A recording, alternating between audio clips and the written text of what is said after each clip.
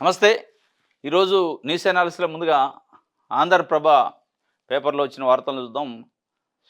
నిన్న ఉగాది సందర్భంగా ఎప్పటినుంచో ముఖ్యమంత్రి చంద్రబాబు నాయుడు గారు చెప్తుండు. నేను 2028 కల్లా పేదరిక నిర్మూలన చేస్తా. పేదరికం అనేది లేకుండా చేస్తా రాష్ట్రంలో. దానికోసం నేను ఒక అద్భుతమైన స్కీమ్‌ని కనిపెట్టా. అదే P4 అని చెప్పిండు. ఆ P4ని నేను ఓపెన్ చేశారు. ఆ ప్రారంభోత్సవ సందర్భంగా మాట్లాడిన దాంట్లో దానికి సంబంధించి ఒక వార్త ఏశారు. ఇక్కడ P4 అంటే ఇగో పబ్లిక్కు, ప్రైవేటు, పీపులు, పార్ట్నర్‌షిప్. ఈ P3 ఇదివరకు ఉంది. పబ్లిక్, ప్రైవేట్ పార్ట్నర్‌షిప్ ఉంది గానీ పీపుల్ వచ్చారు. ఈ పీపుల్ ఎవరంటే సంపన్నులట. అంటే ఆంధ్రప్రదేశ్‌లో పుట్టి పెరిగి ఎక్కడో ఇతర దేశాల్లో సెటిల్ అయ్యి సంపన్నులుగా బాగా డబ్బులు సంపాదించినోళ్ళు ఉంటారు గదా! లేదా ఆంధ్రప్రదేశ్‌లో కూడా డబ్బులు సంపాదించినోళ్ళు ఉంటారుగా. కాంట్రాక్టర్లు, పెద్ద పెద్ద బడా కాంట్రాక్టర్లు, కంపెనీలో ఉన్నోళ్ళు, పారిశ్రామికవేత్తలు వాళ్ళొచ్చాట పేదల్ని టేక్ ఓవర్ చేసి వాళ్ళ పేదరికాన్ని నిర్మూలన లేకుండా చేస్తారు అనేది కాన్సెప్ట్. ఈ పబ్లిక్, ప్రైవేటు పార్ట్నర్‌షిప్ గతంలో ఉంది. దానికి పీపుల్ యాడారు. ఆ పీపుల్‌లో సంపన్నులు వస్తారట. సంపన్నులకి ఇటు పేదలకి మధ్యలో మధ్యవర్తిగా ఒక మెంటర్‌గా ఉంటదట ప్రభుత్వం. ఒక ప్రభుత్వం అయితే ఒక చిల్లిగవ్వ కూడా ఇదట. దాంతోనే అద్భుతాలు జరుగుతాయని చంద్రబాబు నాయుడు గారు చెప్తుండు. మరి ఎట్ట జరుగుతాయో అర్థం కావట్లే. 75 సంవత్సరాల స్వతంత్ర భారతదేశంలో పేదరిక నిర్మూలన చేయలేని గవర్నమెంటు, ఇంత పెద్ద వ్యవస్థ, ఇన్ని డిపార్ట్మెంట్లు, ఇంతమంది ఎంప్లాయీసు, ఇంతమంది ఆర్థిక నిపుణులు, దీనికోసం కొన్ని బడ్జెట్లు, సంవత్సరానికి ఒక బడ్జెట్‌లో శాఖలు, కేటాయింపులు, శాఖలకు మంత్రులు, మళ్ళా మంత్రులకు సెక్రటరీలు, సెక్రటరీ కింద డిప్యూటీలు, జాయింట్ సెక్రటరీలు, అసిస్టెంట్ సెక్రటరీలు, ఇయన్నీ పెద్ద వ్యవస్థ ఉంది. ఇన్ని వ్యవస్థలు, ఇంజినీర్లు ఉంటారు. Panchayati Raj engineer, RWS engineer, irrigation engineer, sanitation department, health department, Panchayati Raj department, forest department, ఈ డిపార్ట్మెంట్ చెప్పుకుంటూ పోతే ఒక 40, 50 డిపార్ట్మెంట్లు, 40, 50 డిపార్ట్మెంట్‌లకు సంబంధించి స్ట్రెంతు, ఎంప్లాయీసు, బడ్జెట్టు, లక్షల కోట్ల రూపాయల బడ్జెట్ ఉన్నప్పుడే ఉన్న ప్రభుత్వమే చేయలేని మరి దాన్ని ప్రైవేటోళ్ళొచ్చి, సంపన్నులొచ్చి చేస్తారట. మరి ఏ సంపన్నుడు వస్తాడో ఏందనేది ఇక చూడాలి. దీనికి సంబంధించి అయితే ఒక కార్యక్రమం స్టార్ట్ చేశారు. నిజంగానే సంపన్నులతోని పేదరిక నిర్మూలన అయితే సంతోషమే. సమస్య ఏందంటే ప్రభుత్వంతో కానిది సంపన్నులతోనే ఎట్లయిద్ది? ఇప్పటికే CSR అని ఉంటది.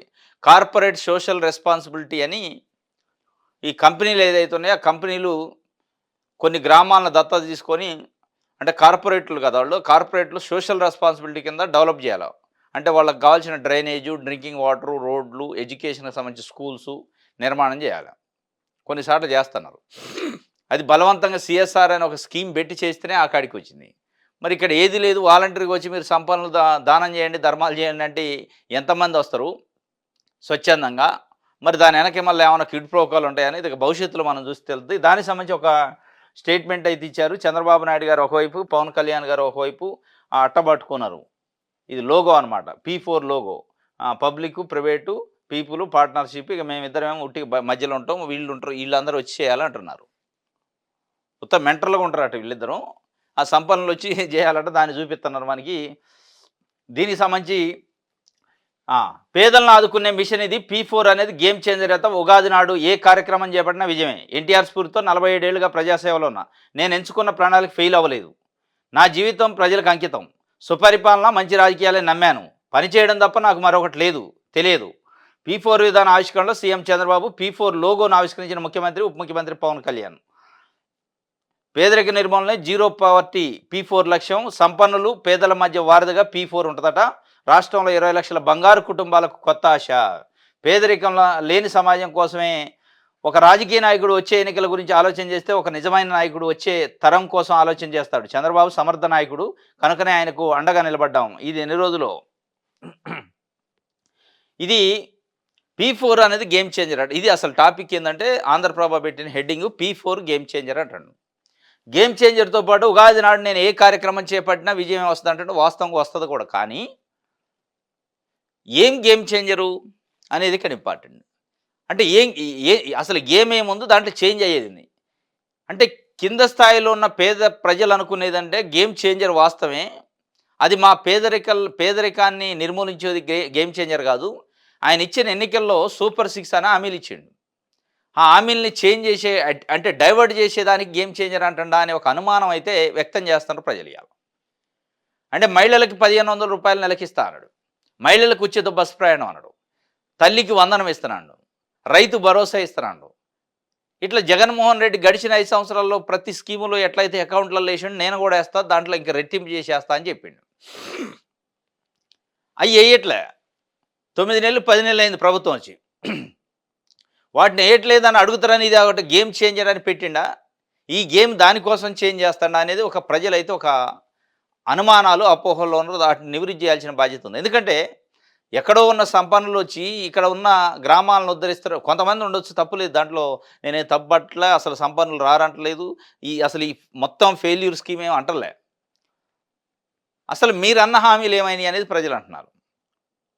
వాళ్ళు గేమ్ చేంజ్ చేసేటోళ్ళు ఎట్టా చేస్తారు, సంపన్నులు వస్తారు, వాళ్ళని ఏదో మార్గదర్శి అని పేరు పెట్టారు, వాళ్ళు వచ్చి బంగారు కుటుంబాలని సెలెక్ట్ చేస్తారు. మీరు సెలెక్ట్ చేసిన బంగారు కుటుంబాలకి వాళ్ళకి సంబంధించిన మంచి చెడు చూస్తారు, పేదరిక నిర్మూలన చేస్తారు. మీరు అన్నయ్యి మీరు ఎన్నికల ముందు ఈ గేమ్ చేంజర్ గురించి చెప్పలే. కొత్తగా వచ్చింది గేమ్ చేంజరు. కానీ ఎన్నికల ముందు మీరు ఇచ్చిన సూపర్ 6కి సంబంధించి ఏమైనాయి, ఆ హామీలు ఎటుపోయినాయి అనేది ఇలా ప్రజలు అడుగుతున్నారు. వాటిని చేసుకుంటూ కదా, అవి వేరు ఇవి వేరు కదా. ఇప్పుడు ఈ గేమ్ చేంజర్ డైవర్షన్ కోసమే అని చెప్పి ఆయన ఇచ్చిన సూపర్ 6ని డైవర్ట్ చేయడానికే పెట్టిండని ప్రజలు అనుకుంటున్న పరిస్థితి. మరి ఇది ఏమైందో చూడాలి. మొత్తానికి ఇంకోటి, ఉగాది నాడు నేను ఏ కార్యక్రమం చేపట్టినా విజయం అయింది అంటాను. కరెక్టే కావచ్చు మీ దృష్టిలో. కానీ ఇదే కరెక్ట్గా 1 year back, last year Ugadi 2024 April 9 నాడు ఉగాది రోజు ఇట్లనే తెలుగుదేశం పార్టీ ఆఫీసులోనే ఉగాది కార్యక్రమాలు సంబరాలు చేశారు, దానికి సంబంధించి. ఆ కార్యక్రమంలో అప్పుడు ప్రతిపక్షంలో ఉన్నాడు చంద్రబాబు నాయుడు గారు. 2,66,000 మంది ఈ రాష్ట్రంలో గ్రామ వాలంటీర్లు ఉన్నారు. వాళ్ళు కొంత ఆందోళన పడుతున్నారు, తెలుగుదేశం పార్టీ కూటమి గెలిస్తే తీసేస్తారని. అది ఎట్టి పరిస్థితుల్లో కాదు, తొలగించే ప్రసక్తి లేదు, ముమ్మాటికి వాళ్ళు ఉంటారు. ఉండటమే కాదు, జగన్మోహన్ రెడ్డి 5,000 ఇచ్చిండు, కానీ నేను 10,000 ఇస్తా. 10,000 ఇచ్చి నేను ఏం చేస్తా అంటే ఇంక వాళ్ళకి మంచి మంచి స్కిల్స్ నేర్పిస్తా. ఆ స్కిల్స్ ద్వారా వాళ్ళు ఇంకా వేరే ప్రొఫెషన్లో 40,000 నుంచి 50,000 ఒక సంవత్సరాన్ని సంపాదించుకునే అవకాశాన్ని నేను కల్పిస్తా, కడుపులో పెట్టి చూసుకుంటానంటే ఇదే ఉగాది రోజు. మరి అది విజయవంతం కాలేదే. 2,66,000 కుటుంబాలు మీరు అన్న మాట మీరు ఆన్ ద డయాస్ చెప్పారు ప్రతిపక్షం నుండి. 5 కాదు 10,000 ఇస్తే వాళ్ళు ఎట్టి పరిస్థితుల్లో ఉండే ఎంప్లాయీసే, తొలగించే వాళ్ళు కాదు. మీరు అపోహలను బంద్ చేయండి, ముమ్మాటికి చెబుతున్నా, తీపి కబురు అందిస్తున్నా ఉగాది రోజు అన్నాడు. మరి అది విజయవంతం కాలేదే. ఎడిపోయారు వాలంటీర్లు, ఎక్కడున్నారు, ఆ వ్యవస్థ ఎక్కడుంది? ఇదే మీరు అంటే కనీసం మరి ఇప్పుడు గేమ్ చేంజర్ అంటారు, మళ్ళీ వచ్చే ఉగాదికి గేమ్ చేంజర్ గురించి మర్చిపోయి ఇంకో కొత్త గేము స్టార్ట్ అయితే అనేది కూడా మళ్ళీ నెక్స్ట్ 2026 ఉగాదికి అర్థమైంది మనకి. 2024లో గేమ్ చేంజర్ అనడు. అంటే అయ్యాల ఆ పదం ఆడకపోయినప్పటికీ మీకు ఇబ్బంది లేదు, ముమ్మాటికి నేనున్నా మీకు అండగా 2,66,000 కుటుంబాలకు హామీ ఇచ్చిండు. హామీ ఇచ్చి వాళ్ళని మర్చిపోయిండు. వాళ్ళు రోడ్లెమ్మట పట్టుకొని తిరుగుతున్నారు, పాపం మమ్మల్ని పెట్టుకోండి మా సంగతి ఏందని. అయ్యాల వాళ్ళని మొత్తం కళలలో మెరిపించిండు. అయిపోయింది మన జీవితాలు 5 కాదు 10,000 వస్తాయటని వాళ్ళని ఊహల్లో ఊగేసలాట చేసి పాపం వాళ్ళు మొత్తం ఓట్లు గుద్దారు. గుద్దిన తర్వాత వాళ్ళని పక్కన పెట్టిండు. ఇప్పుడు ఈ గేమ్ చేంజర్తోని 20 లక్షల మంది పేదలను నేను సంపన్నులు తీసుకొచ్చి మిమ్మల్ని కూడా సంపన్నులు చేస్తానంటే 20 లక్షల కుటుంబాలు ఊహల్లో తేలుతున్నాయి. ఇప్పుడు ఆ ఊహల్లో తేలి 2026 ఇష్టాలకు వాళ్ళని టప్పి మన కింద పడేస్తారు. మళ్ళీ అప్పుడు ఈయన ఉంటాడో లేదు, ఇటున్నాయన ఉంటాడో లేదు, ఆయనతో తెలియదు. మరి ఎందుకంటే రాజకీయాలు కదా, రాజకీయాల్లో ఎంతవరకు గ్యారంటీ, ఎంతవరకు ప్రయాణం చేస్తారో తెలియదు. మళ్ళీ వాళ్ళు వచ్చి P4లు ఇవన్నీ పెట్టి అంత దరిద్రం చేసిన రాష్ట్రాన్ని అన్నా ఆశ్చర్యం లేదు. వీళ్ళిద్దరిలో ఒకళ్ళు, దాంట్లో డౌట్ లేదు. కాబట్టి 2024 ఏప్రిల్ 9న చెప్పిన గేమ్ చేంజర్ 2,66,000 మంది గ్రామ వాలంటీర్లను ఎట్లయితే ఊగిసలాటలు ఊహల్లో తేల్చి టప్పిమని వాళ్ళ గొంతు నిలిమిండో, ఇవాళ 20 లక్షల మందిని కూడా ఊగిసలాటలో ఊహల్లో తేల్పిస్తాను. తేల్పించి 2026 కల్లా మరి ఊగిసలాట ఊహలు కళ్ళగానే మిగిలిపోతాయి అనేది మనం చూడాలి. ఇది గేమ్ చేంజరు. ఈ గేమ్ చేంజర్ కాదు, సూపర్ 6ని డైవర్షన్ చేసే చేంజర్ అనేది చెప్పి ప్రజలు అనుకుంటున్న పరిస్థితి. ఇది ఆంధ్రప్రభకు సంబంధించి. రైట్. పండగ వేళ తీవ్ర విషాదం అయిందట. పిన్నతల్లి మరణ శాసనం చిత్రహింసలు పెట్టి గొంతు నిలిమి చంపేసిందట. గుంటూరు జిల్లా పిరంగిపురంలో ఘటన. మరో కుమారుడి పైన అత్యాయత్నం. పొయ్యి మీద కాలుతున్న అట్ల పెనంపై కూర్చోబెట్టి చిత్రహింసలు ఆలస్యంగా వెలుగులోకి. బాలుడిని ఆసుపత్రికి తరలింపు. పోలీస్ కేసు నమోదు చేయాలి. నిన్న గుంటూరు జిల్లా పిరంగిపురం మండలంలో ఒక ఊర్లో జరిగింది పాపం. 2 సవతి తల్లి పిల్లలట. 8 సంవత్సరాల క్రితం పెళ్లి చేసుకుండట అతను. అనూష అనే ఆమెని. ఆమె ఒక ఇద్దరు ఫస్ట్ డెలివరీలో ఇద్దరు కవల పిల్లలట. వాళ్ళే కార్తీక్, అవినాష్ అట. ఆ మూడో అంటే మళ్ళా రెండో కాన్పులో పాప జన్మించే టైంలో చనిపోయిందట ఆమె. చనిపోయిన తర్వాత ఈ పిల్లలు ఇట్లే ఉన్నారు. మళ్ళీ ఇంకొక పెళ్లి చేసుకున్నాడు లక్ష్మి అనే ఆమెని. ఆయన పేరు సాగరు పెళ్లి చేసుకున్నాడు పేరు. ఆ లక్ష్మి అనే ఆమెను పెళ్లి చేసుకుంటే, పెళ్లి చేసుకున్న దగ్గర నుంచి చిత్రహింసలట ఆ పిల్లలకు పాపం. చిన్న చిన్న పిల్లలు. 5, 6 సంవత్సరాల వయసే. పెద్ద వయసు కూడా కాదు. చిత్రహింసలు పెడతాండట. తల్లి. పెడతంటే కళ్ళు లేని కబోదు లేక తండ్రి చూస్తాడట. ఇక శృతి మించిపోయి నిన్న పండగ పూట గోడకి ఇసిరేసి కొట్టిందట ఒక పాపని. అక్కడ స్పాట్ డెడ్. ఇంకొక బాబుని తెసిపోయి కాలే అట్ల పెనం మీద కూర్చోబెట్టిందట. ఆ మంటకు తట్టుకోలేక, వేడికి తట్టుకోలేక అరిస్తే చుట్టుపక్కలోళ్ళొచ్చి ఏం జరుగుతుందని మొత్తం గుంజేసుకొని తెసిపోయి బాబుని హాస్పిటల్‌లో జాయిన్ చేశారు. ఆమెను పోలీసులకు అప్పచెప్పారు. ఇక ఇప్పుడేమో తెసిపోయి జైల్లో పెడతారు. కేసు పెట్టి జైల్లో పెట్టి మేపుతారు బాగా. ఎందుకు మేపాలా? మళ్ళా పెద్ద అట్ల పెనం ఒకటి చూసి కాల్చి బాగా దాని మీద కూర్చోబెడితే అయిపాయే. కూర్చోబెట్టి కట్లేసి కట్టాలి. ఆ బాధ ఏందో తెలవాల.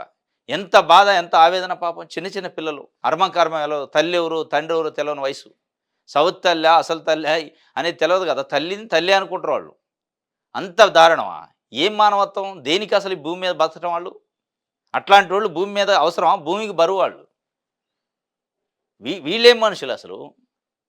భర్త పిల్లలే గదా! ఎవరో బయటోళ్ళని కూడా నువ్వు అసలు మనిషి ఎట్లయిద్ది? మానవత్వం ఎక్కడుంది? కాబట్టి సింపుల్‌గా ఏందంటే, ఈ లక్ష్మి అనే ఆ పేరు గూడా మంచి పేరు పెట్టుకుంది. కానీ దరిద్రమైన ఆలోచనలున్నాయి. లక్ష్మి అంటే నంబర్ 1 పేరు. కాబట్టి ఆ లక్ష్మిని ఏం చేయాలంటే ఏం చేయదు పోలీసోళ్ళు. ఆ చుట్టుపక్కల జనాలందరిని పిలిచి కళాయి మంచిగా కాల్చి, ఆ అట్ల పెనం పెద్దది తీసుకోవాలి. పెనం పెద్దగా ఉంటది కదా! పిల్లలంటే చిన్నోళ్ళు కాబట్టి తీసుకొని దాని మీద కూర్చోబెట్టి కింద మంట పెడుతూనే ఉండాలి. ఏం శిక్ష అవసరంలే.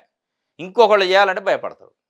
ఇక అది చేయరుగా మనోళ్ళు. అంటే మనకున్న చట్టాలు ఏమున్నాయంటే మళ్ళీ తీసుకోవాలా ఐపీసీ, సిపిసి, ఈపీసీ, ఆపీసీ అని తీసుకుపోయి మంచి భోజనం పెట్టి 3 పూట్ల యోగా చేసుకొని పేపర్, టీవీ చదివితే వాళ్ళు పరివర్తన అవుతాది. ఇదైతే ఇంకోటి ఇద్దరు పిల్లలతో భార్యాభర్త ఆత్మహత్య. సెనైడ్ సేవించి బలవన్మరణం. సత్యసాయి జిల్లాలో మడకశిర్ల ఘటన. ఆర్థిక ఇబ్బందులు, కుటుంబ కలహాలే కారణం. ఈ ఈ ఈ దౌర్భాగ్యమైన పరిస్థితి, దరిద్రమైన పరిస్థితి ఈ మధ్య కాలంలో మరీ వస్తుంది. రోజు వస్తుంది. అప్పులైతే పిల్లల్ని చంపటం. లేదా భార్యాభర్తల మధ్య గొడవలైతే పిల్లల్ని చంపటం. భార్య మీద అనుమానం అయితే పిల్లల్ని చంపటం. భర్త మీద అనుమానం అయితే భార్య పిల్లల్ని చంపటం. ఈ పిల్లలు ఏం చేశారురా నాయన మధ్యలో? పిల్లలు ఏం పాపం చేశారు? పిల్లలకేమన్నా తెలుసా? నీ ఆర్థిక ఇబ్బందులు తెలవదు, నీ అప్పులు తెలవదు, నీ కథ తెలవదు. నువ్వు కంటి భూమి మీద ఎత్తి వాళ్ళని చంపుతుంటివి. ఎంత బాధ ఉంటది? సస్తే నువ్వు చావు. పిల్లల్ని వాళ్ళు ఎట్లాగా అనాథలుగానే బతుకుతారు. ఏదో ఒక రకంగా సమాజమే సాధిద్ది వాళ్ళని. ఇది నిన్న సత్యసాయి జిల్లాలో చచ్చిపోయారట పాపం. భార్య, భర్త ఆత్మహత్య. ఇద్దరు పిల్లలతో సహా సజీవంగా సెనైడ్ తిని చచ్చిపోయారట. ఈ మధ్య కాలంలో ఎక్కువ జరుగుతుంది. మొన్న ఒకడు ఓఎన్జీసీ ఎంప్లాయ్ కాకినాడలో. వాడైతే మరీ వాడు ఏం చదువుకుండో ఎంప్లాయ్ అట, మంచి ఎంప్లాయ్.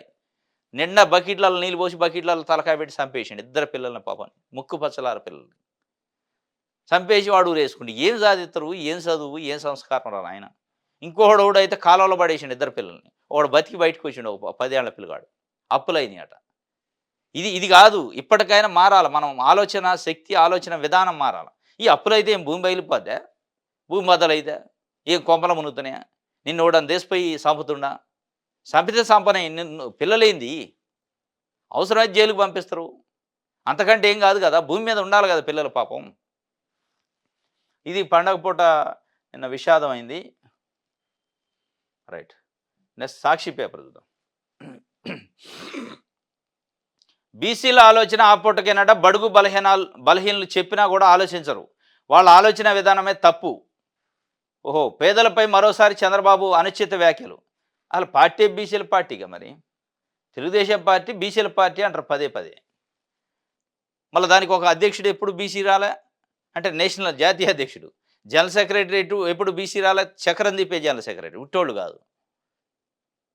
అంత పెత్తనం ఓసీల చేతుల్లోనే ఉంటుంది. అది దట్టు కమ్మోళ్ళ చేతిలో ఉంటుంది అనేది స్పష్టంగా కనపడుతుంది. ఇక ఆయన నిన్న చంద్రబాబు నాయుడు గారు పండగ పూట చెప్పినాడు బీసీల ఆలోచన ఆ పూటకే ఉంటుంది, తర్వాత ఉండదు అని. వాళ్ళు చెప్పిన ఏంరో ఆలోచన మార్చుకోరు, మా ఆలోచనకి వాళ్ళ ఆలోచన కుదరట్లేదు అని చెప్తుండు. వాళ్ళ ఆలోచన విధానం తప్పట. బడుగు బలహీనలు చెప్పినా కూడా ఆలోచించరట. ఏం చెప్తారు మీరు? అంటే వాళ్ళు కాయ కష్టం చేసుకొని అర్మం కర్మం తెలవకుండా ఒకడిని మోసం చేయడం తెలవదు బీసీలకి అనేది బీసీలు అనుకునేది. అంటే మీరు చెప్పే సూత్రం ఏంది? నేను విజన్ 2020 అని 1999లో 95 తర్వాత ముఖ్యమంత్రి అయిన తర్వాత చెప్పిన విజన్ పేరుతోని మా వర్గాలను అందరిని పెద్ద పెద్దవాళ్ళని చేసుకొని పెద్ద పెద్ద కార్పొరేట్ హాస్పిటల్ గడిచిన వాళ్ళకి అవకాశం ఇచ్చిన, కార్పొరేట్ ఇంజినీరింగ్ కాలేజీలు వచ్చినాయి, కార్పొరేట్ స్కూళ్ళు వచ్చినాయి. ఇయాల హైదరాబాద్ చుట్టుపక్కల పరిసర ప్రాంతాల్లో ఉన్న టాప్ ఇంజినీరింగ్ కాలేజీలు అంటే ఇగో చంద్రబాబు నాయుడు గారు హయాంలో వచ్చినాయి.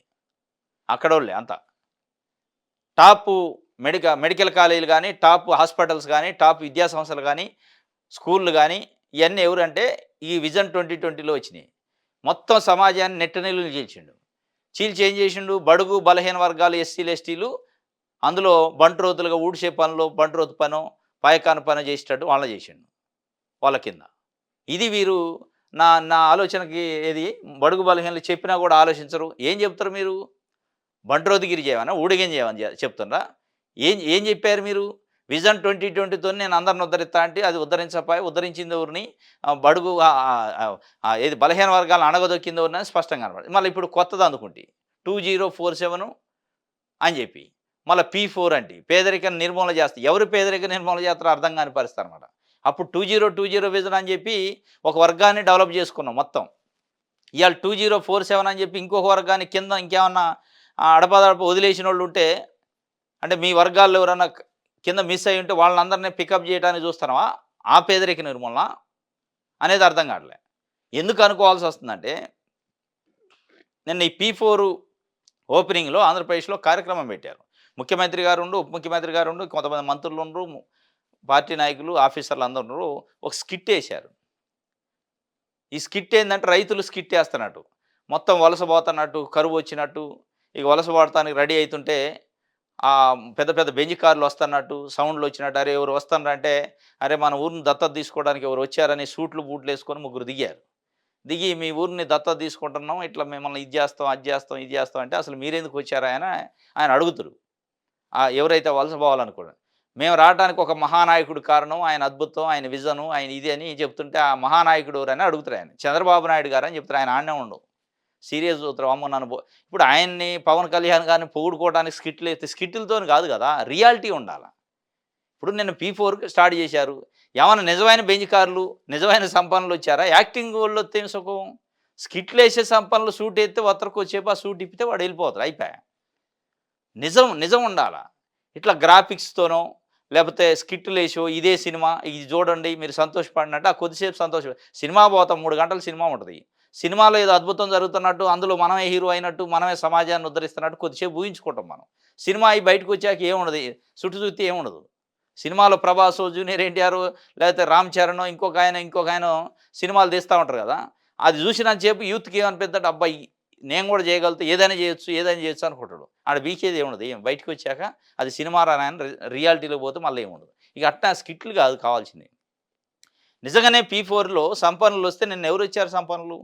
ఎంతమంది సంపన్నులు, ఎంతమంది పేదోళ్ళని టేక్ ఓవర్ చేశారు నిన్న? ఎంత సాయం చేశారు?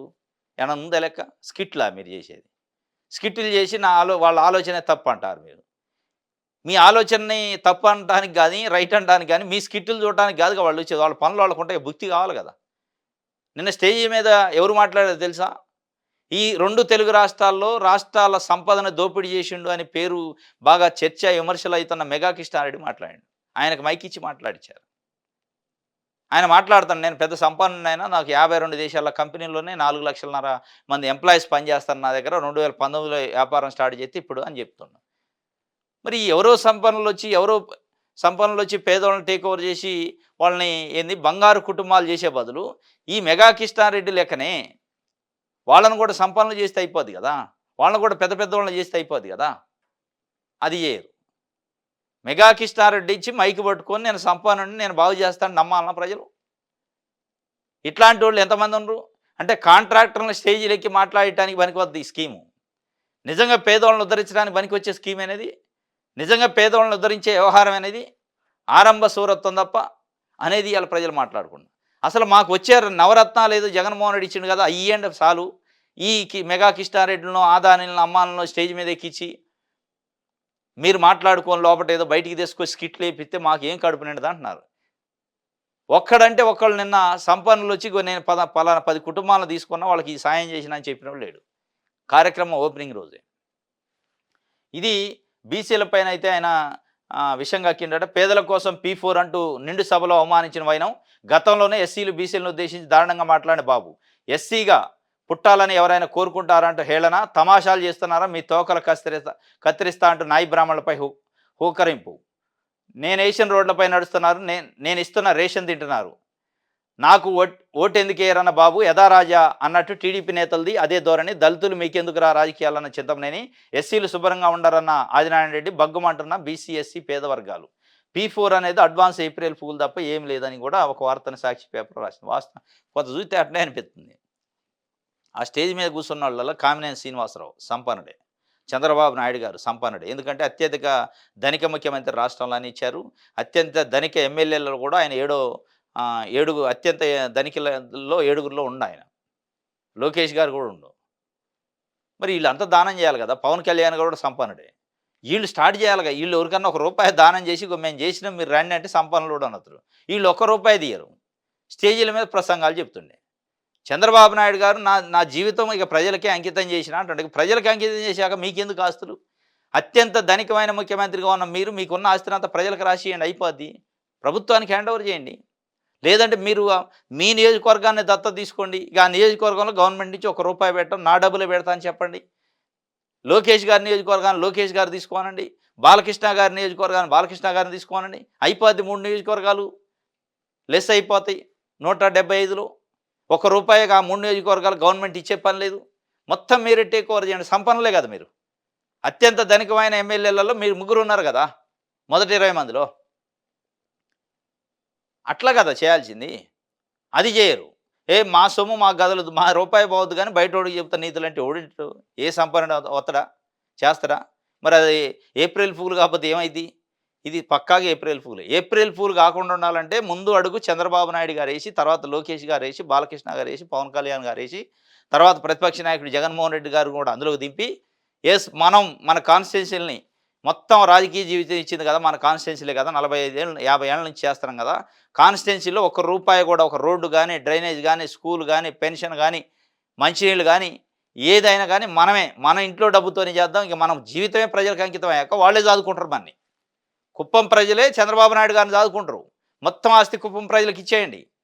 నువ్వు లేవలేని రోజు కుప్పం ప్రజలు వచ్చి సేవ చేసుకుంటారు మీకు. అది కదా ప్రజాసేవ అంటే.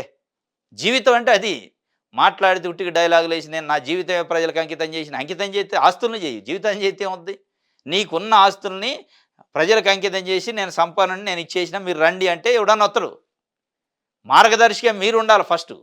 మార్గదర్శులట బంగారు కుటుంబాలట. కానీ ఆ మార్గదర్శుల జాబితాలో చంద్రబాబు నాయుడు గారు ఉండడు, లోకేష్ గారు ఉండడు, పవన్ కళ్యాణ్ గారు ఉండడు, బాలకృష్ణ గారు ఉండడు, జగన్మోహన్ రెడ్డి గారు ఉండరు. వీళ్ళెవరు ఉండరు. కానీ ఎవరో రావాలి ఆకాశం నుంచి ఊడిపడి మార్గదర్శులు కావాలి. మీరైతే కావద్దు. మరి మీరు మార్గదర్శులు కానీ ఆ స్కీము ఎట్లా ముందుకు పోద్ది? మరి దీన్ని ఏం ఫూల్స్ అంటారు? ఏప్రిల్ ఫూల్ అనాలన్నా, మార్చి ఫూల్ అనాలన్నా? ఇక చూసుకోవాలి. ఇది ఒక వార్త సాక్షికి సంబంధించి. నికార్సైన వైసీపీ కార్యకర్తలట వీళ్ళు చావనాయం చేస్తారు కానీ పార్టీ మారనంటుంది గొంపర్రు ఎంపీటీ సభ్యురాలు తెగువ కంబాల సత్యశ్రీ. నేను ఏ వైఎస్ఆర్సీపీ జెండాతోని, సింబల్తోని, జగన్మోహన్ రెడ్డితోని, బొమ్మతోని గెలిచినో పదవి అయిపోయిన దాకా ఆ పార్టీలో ఉంటుంది తప్ప పార్టీ మారే పరిస్థితి లేదు. అవసరమైతే చంపితే చేస్తా, జైలుకు పంపిస్తే పోతా, ఏం చేస్తారో చేసుకోండి కానీ పార్టీ అయితే మారనని పోలీసు వాళ్ళకి తెగేసి చెప్పిందట. పోలీసులు వచ్చి కౌన్సిలింగ్ చేస్తారు. పార్టీ మారండి, తిప్పల్లో అయితే మీకు అక్రమ కేసులు పెడతాం, లేకపోతే ఇట్లా చేస్తాం, అట్లా చేస్తాం, ఇబ్బందులు పడతారని బెదిరిస్తుంటే ఆమె కంబాల సత్యశ్రీ అట. ఆమె చెప్పింది, జగనన్న ఫోటోతో గెలిచిన నేను ఎలా మర్చిపోతాను. మర్రివేముల ఎంపీటీ సభ్యురాలు నాగేంద్రమ్మ. మహిళలు పాపం చిన్న చిన్న గ్రామస్థాయి నాయకులు వీళ్ళు. రాజ్యసభ మెంబర్లు ఎమ్మెల్సీలకి అంటే 100 వాళ్ళు కాదు 1000 రెట్లు బెటర్ వీళ్ళు. సామాన్య ఆ జీవితాలు, సామాన్యులు, ఆ గ్రామానికి సంబంధించిన నాయకులు. ఈ దేశ చట్టసభల అత్యున్నత చట్టసభల సభ్యులను రాజ్యసభ సభ్యులు పిలిపించి ఒక్కసారి కౌన్సిలింగ్ ఇచ్చి రాజీనామా చేస్తావా లేదా అని బెదిరిస్తే రాజీనామా చేసిన వాళ్ళు ఉన్నారు మన దగ్గర. కానీ వీళ్ళు నువ్వు డిఎస్పీ కాదు ఎస్పీ వచ్చి కూర్చున్నా నేను మారను, జగనన్న బొమ్మ పెట్టుకొని గెలిచిన కాబట్టి ఎట్లా మారుతాను అనుకుంటారు. ఇంకొక ఆమె అసలు నన్ను చంపితే సవనాలు సస్త కానీ పార్టీ కమిట్మెంట్ పోను అని చెప్పి చెప్పిందట. మరో పార్టీకి ఎలా మద్దతు ఇస్తాను అని చెప్పి సృజన అని మొన్న ఎంపీటీసీ సభ్యురాలు అంబేద్కర్ కాలనీ 2 ఇది సున్నిబట్టి గుంజిండు ఒక ఆయన తెలుగుదేశం పార్టీ నాయకుడు. వీళ్ళు చెప్తుండ్రు. నికార్సైన వైఎస్ఆర్‌సీపీ కార్యకర్తలంటే మేము అని చెప్పి వాళ్ళు నిరూపించుకున్నారు. వాళ్ళకి మొన్న జగన్మోహన్ రెడ్డి హ్యాట్సాప్ కూడా చెప్పిండు. వైఎస్ఆర్‌సీపీ కార్యకర్తలు హ్యాట్సాప్ చెప్తున్నా ఈ కష్టకాలంలో, ఈ ఆపత్కాలంలో జెండా పక్షాన, పార్టీ పక్షాన నిలబడటం అనేది గొప్ప విషయం అని చెప్పి ఇచ్చిండు. అది ఒక రకంగా బూస్టింగే పార్టీకి, వైఎస్ఆర్‌సీపీకి. ఇది సాక్షికి సంబంధించి. ఆంధ్రజ్యోతి చూద్దాం. పేదవాడిని పైకి తెద్దాం, సంపద కొందరికే పరిమితం కారాదు చంద్రబాబు నాయుడు గారు చెప్తుండు. పేదరికం తగ్గడానికి P4 మార్గం పథకం ప్రారంభంలో సీఎం చెప్పిండు. జీవితాంతం సమాజం కోసమే గడిచిన 5 ఏళ్లలో రాష్ట్రంలో కళదప్పింది. ఇలా కూర్చొని మాట్లాడుకునే పరిస్థితి లేదు. జీవితాంతం సమాజం కోసమే ఉన్నాడట. ఇక సమాజం కోసమే ఉన్నాక మీకెందుకు ఆస్తులు? ఈ అట్ట పట్టుకొని, లోగో పట్టుకొని ఇద్దరు చెరొకేపు నిలబడితే కాదు, పేదరిక నిర్మూలన కాదు. పేదవాళ్ళని పైకి తేవాలంటే నిజంగానే మీకున్న ఆస్తులు దానధర్మం చేయాలి మొత్తం. మీ నియోజకవర్గ ప్రజలకే చేయండి అవసరమైతే, తప్పు లేదు. ఇందాక మనం అనుకున్నది అది. అది చేయకుండా ఉట్టి ముచ్చట్లు చెప్పి గ్రాఫిక్స్, సినిమా షూటింగ్ లెక్క చేస్తే కాదు. మళ్ళీ మీరు డైలాగులు మామూలుగా ఉండదు. ఇటు ఇటు ఇటున్నాయన అటున్నాయన ఇద్దరు ఏం చెప్తారు? మా జీవితాలు మొత్తం ప్రజల కోసం అంకితం చేసినమంటారు. మీ జీవితాలు ప్రజలకు అంకితం చేసి ప్రజల మీద పడి ఓట్లేయండి అని దొంగ హామీలు ఇచ్చి ఓట్లేయించుకొని మీది ఒక చిల్లిగా కూడా ప్రజలకు అంకితం చేయకుండా ఎట్లా పేదరిక నిర్మూలన అయింది? మీ డబ్బును అంకితం చేయండి ప్రజలకి. మీ సంపదని, మీరు సంపాదించిన సంపద ప్రజల పేరుతో సంపాదించారు కదా, రాజకీయాల పేరుతో సంపాదించారు కదా, ఆ సంపదను తీసుకుపోయి ప్రజలకు అంకితం చేయండి.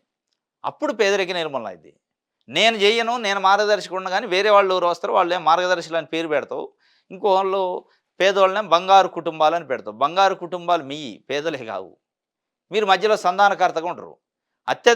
అత్యంత సంపన్నమైన ముఖ్యమంత్రి ఎవడన్నా సంధానకర్తగా ఉంటారా? మార్గదర్శిగా ఉండాలి. మొట్టమొదటి వ్యక్తి ఆయనే ఉండాలి. ఉంటే అప్పుడు పేదరిక నిర్మూలన అయింది. చెప్తుండు మొత్తం నా జీవితమే ఇక దీనికోసమే, సమాజం కోసమే అంకితం చేసిన అంటుండు. ఎవరు పంచాంగం వారిదేనట తీరు మార్చుకొని సిద్ధాంతులు. ఎన్నికలకు 4 ఏళ్ళు ఉన్నా జగన్దే అధికారం అన్న ఓ సిద్ధాంతి, పార్టీలో అందరికీ బాబు పదవులు ఇస్తారన్న టీడీపీ పంచాంగకర్త అమరావతి పూర్తవుతుందని వెల్లడి. ఇది ఎవరైనా రాసింది ఈ పేపర్? ఓహో ఆంధ్రజ్యోతి. ఎవరు పంచాంగం వారిదేనట. పంచాంగం ఒకరోజు చెప్పే కథ. నీ పంచాంగం ప్రతిరోజు ఎవరు పేపర్ వాళ్ళదే, ఎవరు వార్త వాళ్ళదే. ఆ వార్త ఎందుకు రాస్తుండో తెలియదు ఆంధ్రజ్యోతికి. ఆ వార్త దేనికి రాస్తుండో తెలియదు.